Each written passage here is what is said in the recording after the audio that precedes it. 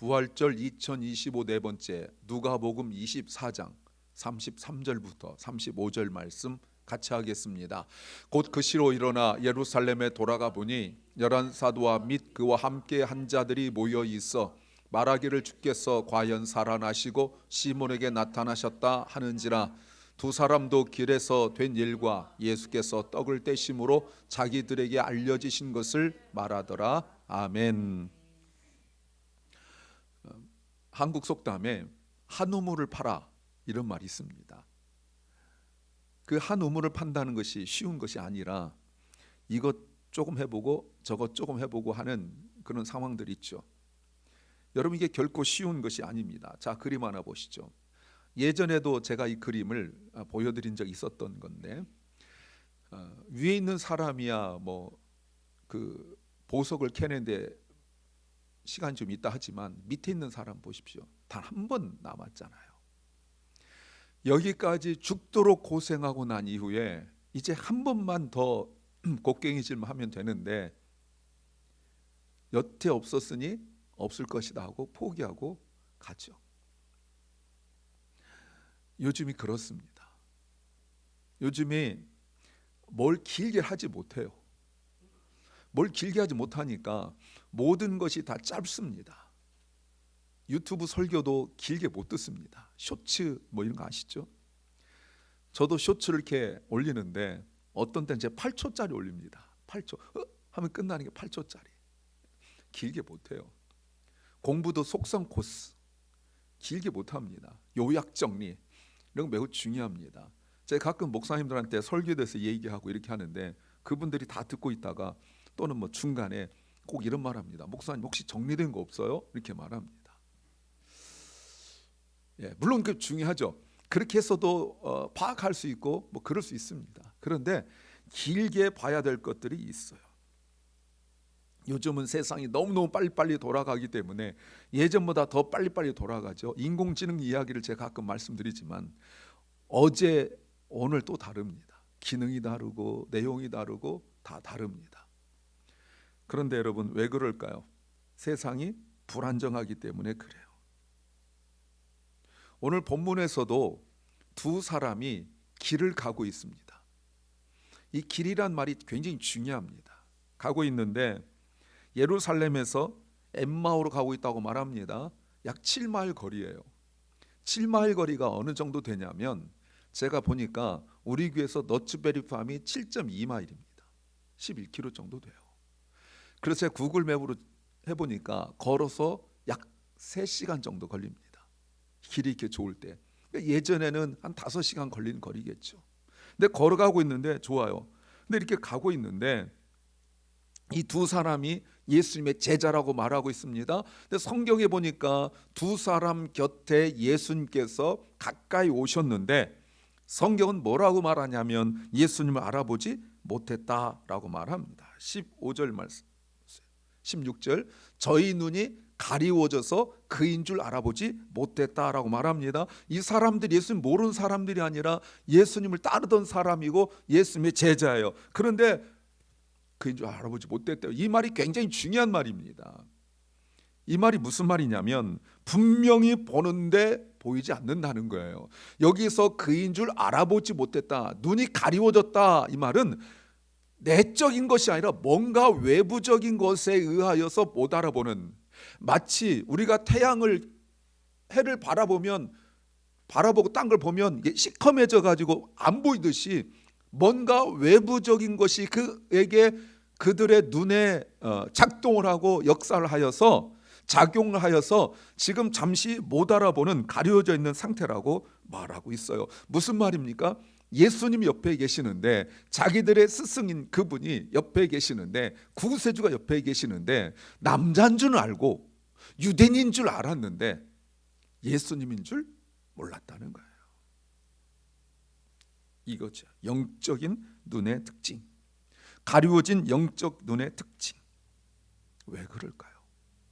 저는 16절을 보면서 두 개의 질문을 생각해냈어요. 왜? 그 두 제자는 예수님을 알아보지 못했나? 언제부터 그 두 제자는 예수님을 알아볼 수 없었나? 왜와 언제예요. why, when. 그런데 저는 우리가 도전적으로 보기 위하여 두 제자에다가 나를 집어넣으면 왜 나는 예수님을 알아볼 수 없었나? 언제부터 나는 예수님을 알아볼 수 없었나? 내가 예수님 부인하고 내가 예수 믿지 않는 사람이라면 그럴 수 있어요. 근데 내가 예수님을 믿고 내 스스로 누가 물어보든 내 스스로든 나는 크리스천이라고 분명히 말할 수 있음에도 불구하고 예수님을 알아보지 못한다 하는 겁니다. 여러분 어떻게 생각하십니까? 왜 그렇죠? 왜 모르죠? 언제부터 모르죠? 그런데 왜 이런 일이 벌어졌을까? 이 두 개의 질문에 대하여 답을 찾습니다. 11절.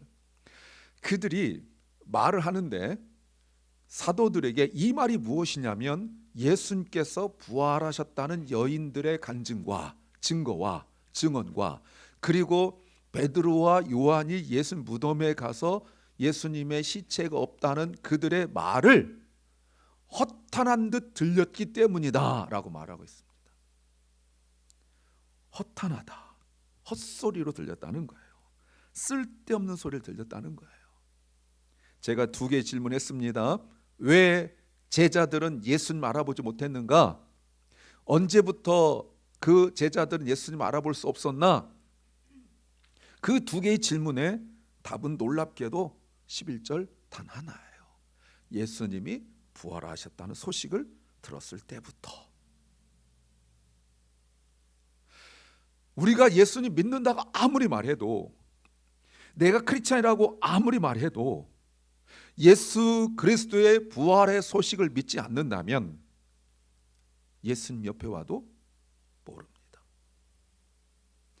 그렇게 예수님의 도우심을 받고 그렇게 예수님의 은혜를 받고 싶음에도 불구하고 예수님이 부활하셨다는 사실을 믿지 않고 내가 그냥 신앙생활하면 임마누엘로 함께 하신 주님을 알 수 없어요. 그들에게 일어난 현상이 뭐예요?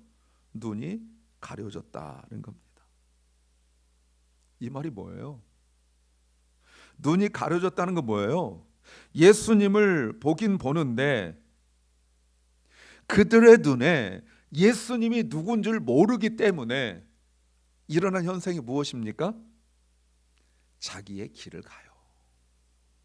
오늘 엠마오로 가는 제자들처럼 자기 길을 가요. 그래서 좀 이따 보겠지만 마지막에도 자기들이 길에서 예수 만났다라고 말하는 길을 강조합니다. 여러분, 자기 길을 간다는 말이 무슨 말이죠? 자기 인생 살아가는 거예요. 자기가 생각할 때 옳은 대로 살아가는 거예요. 부활하신 주님도 모른 채 옆에 계신데도 모른 채 자기들의 길, 자기들의 인생을 가요. 주님께서 나타나셨습니다. 무슨 말을 하는데도 듣지도 않습니다. 오히려 혼냅니다. 꾸짖습니다. 자기들이 옳다라고 가요. 이게 예수 그리스도의 부활을 믿지 않는 사람들에게 드러난 현상이에요. 더 충격적인 것이 무엇인 줄 아십니까? 이 길이 옳은 길인지 옳지 않은 길인지 생각조차 하지 않습니다. 우리가 종종 가다 보면 잘못된 길이 있잖아요. 지금이야 내비게이션 있을 때지만 저전에 말씀드렸죠. 맨 처음에 미국 와가지고 신방 갔다가 이렇게 오는데 프리웨이 들어가는 길을 모르겠어요. 그랬더니 저보고 찾다 우리 남자들의 자존심이 있거든요. 절대 안 물어봅니다. 한번 가봅니다. 여기 가보고 저기 가보고 여기 가보고 안 나타나요. 나중에 보니까 한 블럭만 채 안 가면 오른쪽 들어간 게 있던데 그 전에 불법 유턴합니다. 막 하고 참다 결국 아내가 혹시 주유소 가서 물으면 어떠냐? 내가 다 안다. 해가지고 아무래도 안 돼서 결국은 주유소 들어갔죠. 프레이가 어디냐? 이 사람 날 이상하게 쳐다봤어요. 왜요? 바로 저긴데, 바로 앞인데 거기서 물어봐요. 여러분, 우리가 길을 못 찾으면 누군가가 아는 사람 물어보면 알잖아요. 근데 영적인 길은요, 내가 잘못 가고 있는지 생각조차 하지 않습니다. 그래서 믿음 있다라고 말하는 사람들이 무서운 게 바로 그거예요. 자기가 분명히 영적으로 잘못 가고 있는데 우깁니다. 옳은 길을 말하는 사람 꾸짖습니다. 결국 잘못된 길로 가요. 세상도 보이는 것 매우 중요하게 생각합니다. 그런데 보이지 않는 것이 바로 보이지 않는 것을 믿는 것이 믿음이라고 강조하고 또 그렇게 알고 있는 크리스찬들이 언제나 눈에 보이는 것 때문에 힘들어하고 즐거워하고 또 만족해하고 실망하기도 합니다. 이런 사람들을 주님께서 뭐라고 부른 줄 아십니까? 25절 한마디로 말씀하십니다. How foolish, 이 미련한 놈아 라고 말씀하세요. 어리석은 사람아, 미련한 사람아. 여러분 아십니까? 주님께서 여러 가지 욕을 많이 하셨습니다. 독사의 자식들아 뭐 욕도 했지만 주님께서 자신의 제자에게 하신 욕 중에, 욕이라고 합시다, 베드로에게 사탄아 물러가라 할 때 있었습니다. 분명히 있었어요. 그런데요, 그런 거 빼고는 주님께서 하신 가장 심한 욕, 성경에 기록된 단 한 번의 욕, 미련한 놈. 네. 성경 아무 데도 없어요. 사복음서에 없어요. 나중에 갈라디아서 이런 데 보면 나오는데, 갈라디아 교인을 향하여 바울이 미련하다 이런 말을 하기는 하셨는데 주님께서 말씀하신 유일한 미련하다는 말이에요. 이 지적인 능력이 아니에요. 미련하단 말이 뭐죠? 밑에 나왔어요. Slow to believe, 더디 믿는 것. 영적으로 둔한 상태예요. 이 말의 진정한 뜻이 뭔지 아십니까? 미련하단 말이 다른 것들은 기가 막히게 알고 이해력이 빠른데 영적인 거에서만 잘 안 믿어요. 다른 것은 아주 막 입만 열면 그냥 줄줄줄줄 이야기하고 뭐 세상, 정치, 경제, 사회, 문화, 국방, 교육에 이르기까지 쫙 보면 쫙 얘기하는데 딱 하나, 부활의 소식, 은혜, 이런 얘기는 안 해요. 자기 과거 이야기는 막 이야기하고 미래에 대해서도 이야기하고 별 얘기 다 하는데 성경 이야기만 안 해요. 이런 사람을 주님께서 미련하다, 영적인 분별력이 없어요. 여러분 어떻게 생각하세요? 이 미련한 사람을 여러분 어떻게 생각하십니까? 성경에 여러 군데 중에 제가 두 군데만 찾았어요. 잠언 17장 12절 말씀에 이런 말씀이 있습니다. 차라리 새끼 빼앗긴 암콤을 만날지언정 미련한 일을 행하는 미련한 자는 만나지도 마라. 여러분, 새끼를 빼앗긴 암콤 얼마나 싸나워요. 눈에 뵈는 게 없죠. 죽이죠. 차라리 그런 사람 만나래요. 미련한 사람 만나지 말고. 잠언 27장 22절 말씀에 미련한 자를 곡물과 함께 넣고 절구에 넣고 공의로 찌을지라도 그의 미련은 벗어지지 않는다. 절구 아십니까? 절구에 넣고 찌어도 미련은 벗어지지 않아요. 미련한 사람은 만나지 않는 게 제일 좋습니다. 미련한 사람을 말로 설득하려 하지 마세요. 상처받아요. 미련한 사람은요, 가급적 좋은 말도 해주지 말고, 좋은 말 해보세요. 비아냥된다고 말합니다. 조금 더 좋은 말 또 좀 충고해보세요. 그때는 너도 없고 나도 없어요. 근데 상대방이 미련할 뿐만 아니라 나도 미련하니까 저 사람 어떻게 하든지 한번 고쳐보려고 말합니다. 둘 다 미련한 거예요. 분별력이 없어요. 근데 예수님께서 어떻게 하실까요? 이 미련한 놈들아 해놓고 27절 주님께서 하신 걸 보시면 모세와 모든 선자들부터 시작하여 모든 성경에 있는 자신에 관한 그들의 것들을 그들에게 어떻게 하셨다고요? 자세히 설명해 주셨대요.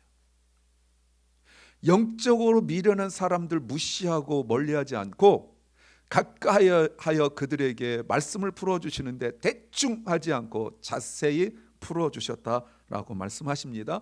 자세히 설명해 주셨다, 이 말은 설명하고 또 설명하고 또 설명하셨다는 거예요. 가르치고 또 가르치고 또 가르쳤다라는 계속 미완료예요.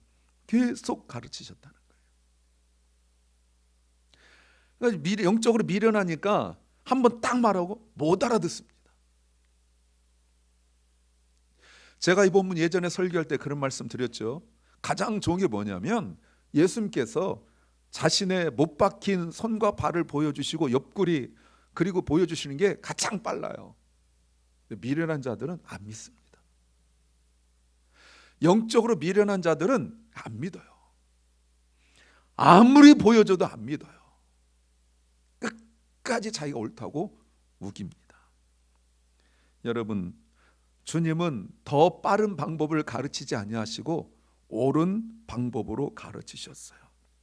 예수님께서 가르치신 걸 보십시오. 27절 다시 보시면 모세와 모든 선자들로 시작하여 모든 성경에 있는 자신에 관한 것들을 가르치셨어요. 여기에서 모든 성경 구약을 말합니다. 구약 창세기부터 말라기까지 자신에 관한 것들을 가르치셨대. 여러분 성경 한번 읽어보세요. 창세기부터 요한계시록까지 창세기부터 말라기까지 읽어보실 때 예수님에 관한 것들을 몇 개나 찾을 수 있는지 보세요. 거의 못 찾습니다. 거의 못 찾아요. 그런데 예수님은 창세기부터 말라기까지 자신에 관한 것들을 다 찾아내셨고 다 가르치셨어요. 이것이 Christ centered 해석이라고 말하는 거예요. 그리스도 중심의 해석이라고. 성경을 그리스도 중심으로 보는 거죠.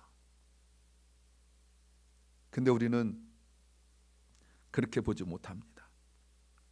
주님은 그 얼마나 많은 양인데 빠짐없이 다 가르치셨어요. 그래서 어떻게 됐을까요? 자세히 설명했다는 말이 반복하여 가르쳤다는 말인데 이들이 알아들을 때까지 가르쳤다는 뜻이에요. 그래서 그들에게 일어난 변화가 세 가지입니다. 첫 번째, 눈이 열렸어요. 31절 말씀 보시면 그들의 눈이 열렸다. 그리고 그분을 알아보았다. 보세요. 여태 눈이 가리워져 있었던 거예요. 눈이 열린 것이 수동태입니다. Their eyes were opened. 괄호 열고 닫고 by Jesus 또는 by Jesus word 또는 by Jesus teaching. 예수님에 의하여, 예수님의 말씀에 의하여, 예수님의 가르침에 의하여 눈이 열렸어요. 이 수동태예요. 눈이 안 열리면 예수님이 누군지 알아보지 못해요. 16절에 분명히 눈이 가려졌다고 말하고 있었습니다. 무엇인가에 의하여 마치 우리가 해를 바라보았을 때 잠시 눈이 가리워진 것처럼 그들의 눈이 가리워져서 예수님 옆에 계신데 who Jesus is, 예수님이 누군지 알아보지 못했어요. 말씀을 듣고 말씀을 가르침 받고 예수님 누군지 알아보는 거예요. 이거 없으면 31절의 과정이 없으면 그저 자기 마음대로 신앙생활을 합니다. 예수님이 누군지도 모르고 그냥 자기 습관대로 그동안 해왔던 경험대로 자기 지식대로 신앙생활을 해요. 여러분 이것이 말씀을 들을 때 역사예요. 눈이 열리지 않았을 때 자기 길을 갔다면 그러면 눈이 열려서 그분을 알아보았을 때 일어난 변화가 무엇일까요? 두 번째, 방향을 바꿔요. 33절 말씀 보세요. 곧, 보이시죠? 곧 그 시로 일어나 예루살렘에 돌아갔다. 그게 어디입니까? 믿음의 공동체죠. 11 사도와 그 함께한 자들이 모여있는 그곳으로 돌아가요. 부활을 믿지 않고 눈이 가려졌던 사람들은 자기 길을 가요. 엠마오가 어디입니까? 자기 고향이겠죠.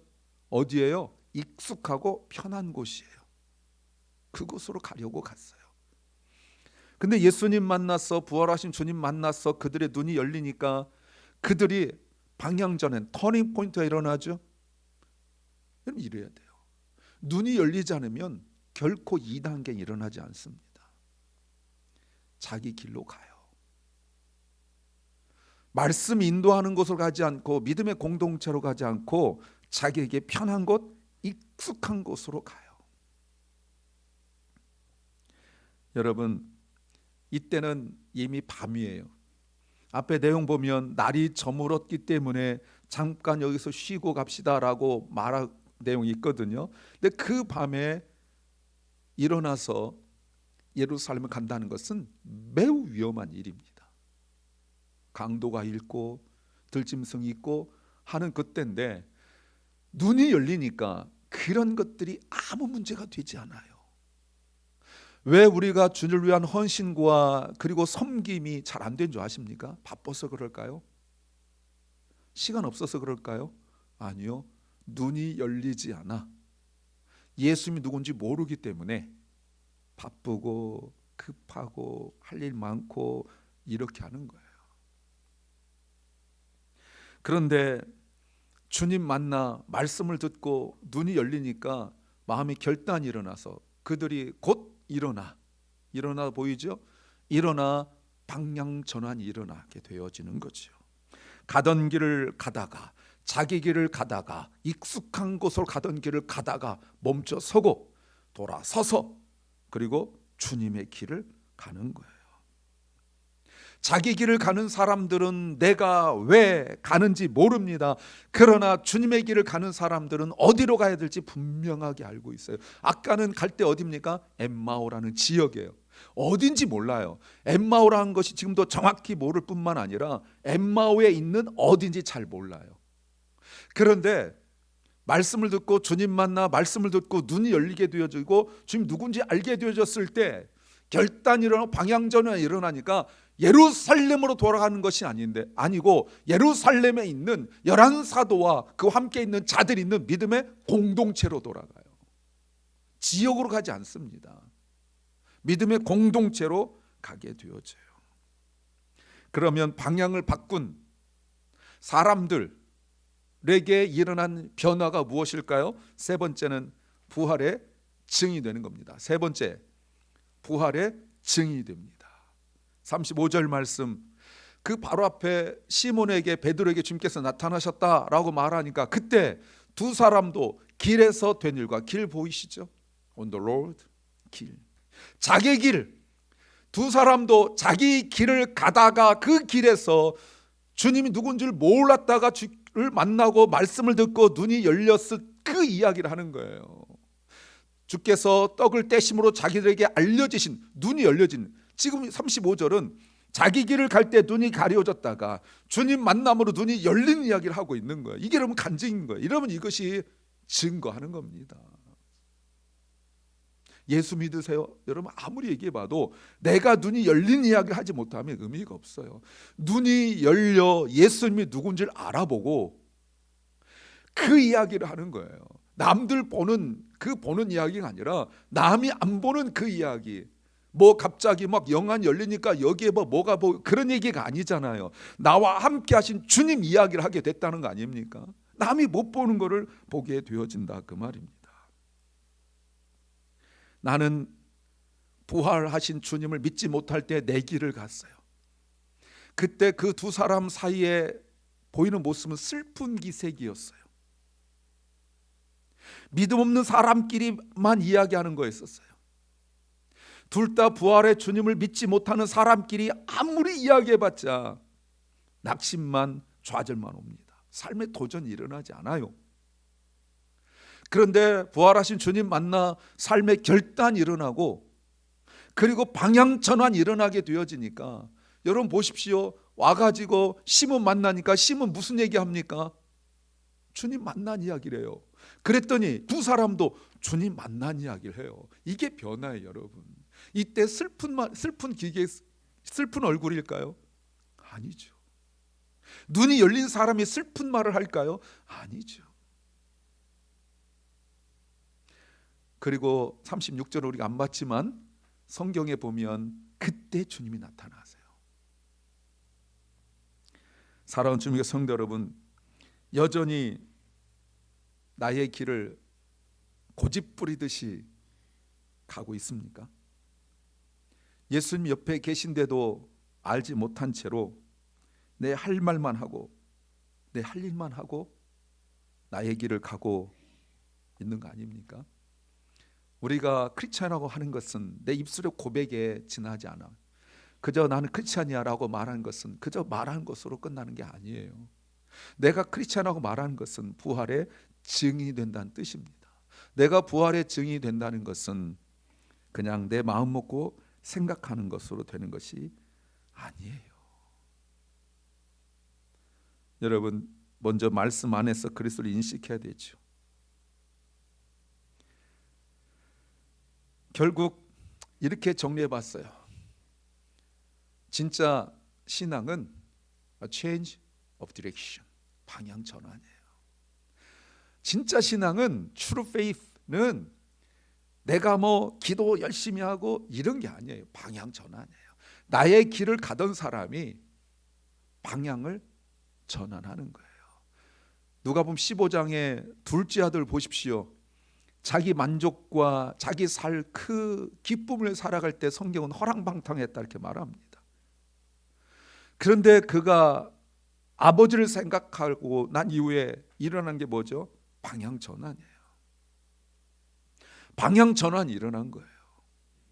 룻기 1장에서도 자기들이 나라의 흉년이 들었을 때 떠납니다.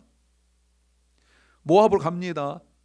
갔을 때 엄청난 불행과 어려움을 겪고, 그리고 난 이후에 나오미에게 주께서 베들레헴 자신의 고향을 돌아보셨다라는 그 소식을 듣고 일어나서 옵니다. 성경에 뭐라고 나오냐면 나오미와 두 며느리가 베들레헴 향하여 난 길을 가요. 길을 갑니다. 그때 그 길이란 말이 기가 막힌 의미예요. 마치 여러분 공항에 가면 그 컨베이어 벨트처럼 서 있으면 가는 것처럼 분명히 눈에 보이는 길은 그냥 아무것도 아닌 움직이지 않는 길인데 영적인 길은 올라서면 자동으로 가요. 내가 걸어가지만 그 길은 주님께로 향하여 믿음의 공동체 향하여 나가는 거예요. 그게 어려워요. 그래서 나오미나 그리고 15장에 있는 둘째, 누가복음 15장의 둘째 아들 같은 이런 사람들은 그냥 안 와요. 꼭 재산 없어지고 고통당하고 아프고 아무도 돕는 사람 없을 때,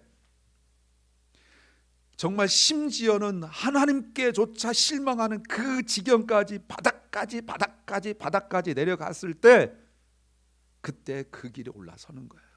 이 표현이 정확합니다. 진짜 신앙은 방향 전환이다. 이 말은 그 길에 올라섰다는 뜻이에요. 그러나 자기 이익을 위한 방향 전환이 아니라 이 방향 전환은 부활하신 예수 그리스도를 만났기 때문에 일어난 변화라고 말할 수 있어요. 그래서 우리도 이렇게 동일하게 말할 수 있습니다. 부활은 단지 교리나 사상이 아니에요. 그냥 교리로 알고 있는 사람들 많습니다. 사상으로 알고 있는 사람들 많습니다. 이것은 우리 삶을 변화시키는 리얼리티예요. Reality that transforms our lives. 이게 부활이에요. 먼저 된 자가 있고 나중됐다는 의미가 바로 이거지요. 부활을 교리로만 알고 있는 사람들은 삶의 변화가 일어나질 않아요. 부활이 실제 리얼리티가 되어야 되는데 부활이 교리만 되고, 부활이 성경책에만 있는 되고, 성경책에 있는 내용이고 목사들의 설교를 통하여 나오는 주제의 하나에 불과하게 되는 거예요. 말씀 안에서 주님 만나고 삶의 방향이 바뀌고 복음을 나눌 때 일어나는 그 엄청난 부활의 역사가 우리 삶 가운데도 일어나기를 소망합니다. 제가 여러분에게 그래서 한 세 가지 정도를 말씀드리려고 해요. 하나는 매일매일 말씀 묵상을 깊이 하시고 주님께 기도하십시오. 주님, 오늘 나에게 주님을 보게 하여 주옵소서. 주님은 그냥 보여주지 않아요. 말씀 가운데 주님 보여주는 거예요. 말씀 묵상할 때 의미를 깨닫고 내용을 파악하는 것에서 그치지 말고 오늘 주님께서 하신 것처럼 말씀 안에서 그리스도를 만나십시오.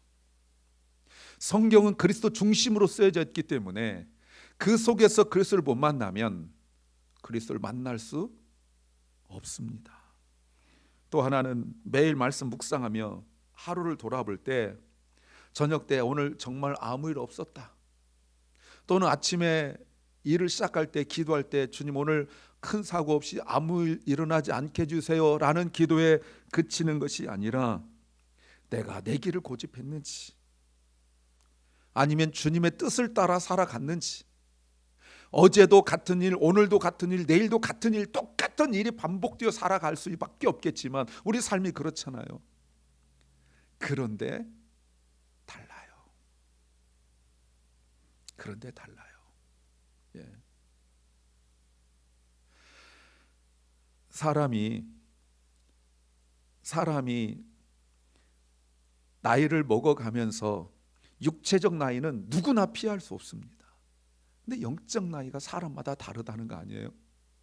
얼마 전에 뉴스 보니까 어떤 사람들에게 일어난 현상 중에 하나가 똑같은 일이지만 잘하든 못하든 간에 새로운 일을 할 때 뇌가 다시 한번 리프레시가 된대요. 잘한 것보다 못하더라도 새로운 일을 하게 되어지면, 그거를 엔조이하고 즐기게 되어지면 뇌가 리프레시가 일어난대요. 우리에게는 말씀을 깨닫는 것이 바로 그것이죠. 또 하나, 혼자 신앙생활 잘하는 것으로 만족하지 마세요.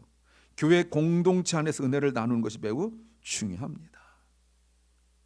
오늘 엠마오로 가던 두 제자가 자기들끼리 마음 맞는 사람끼리 갈 때는 슬픈 기색이었고 부활하신 사실을 믿지도 않으면서 나눴던 모든 나눔은 아무런 의미가 없어요. 인생의 변화가 없어요.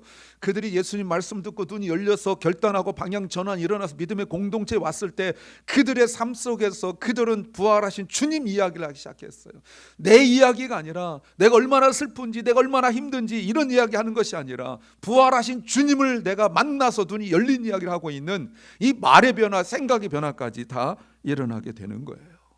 사랑하는 여러분, 부활신앙은 생각이 아니라 라이프, 삶입니다. 부활신앙은 내 길을 가거나 아니 머물러 서는 것이 아니라 돌아서 가는 거예요. 부활신앙은 감출 수 없어요. 다 드러나게 되는 겁니다. 제가 여러분에게 설교를 마무리하면서 한 가지 질문을 던집니다. 부활신앙을 가지셨습니까?